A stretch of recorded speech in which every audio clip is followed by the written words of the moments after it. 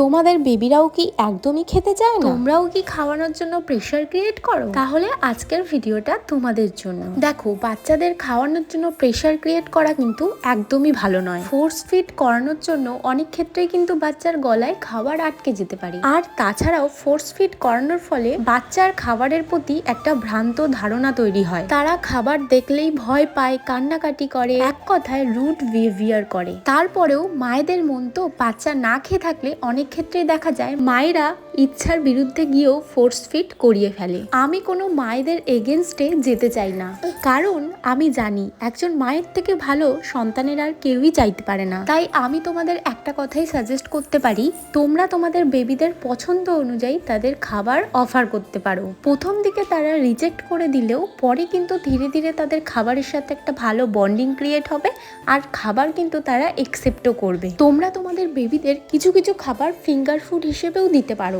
এতে করে কিন্তু বাচ্চার খাবারের সাথে একটা ভালো বন্ডিং ক্রিয়েট হয়, আর বাচ্চা খাবার খেতেও আগ্রহ প্রকাশ করে। তবে হ্যাঁ, সবকিছুই একদিনে হয় না, একটু সময় ধরে অপেক্ষা করতে হবে। এইখানেই তো মায়ের সবথেকে ধৈর্যের পরীক্ষা।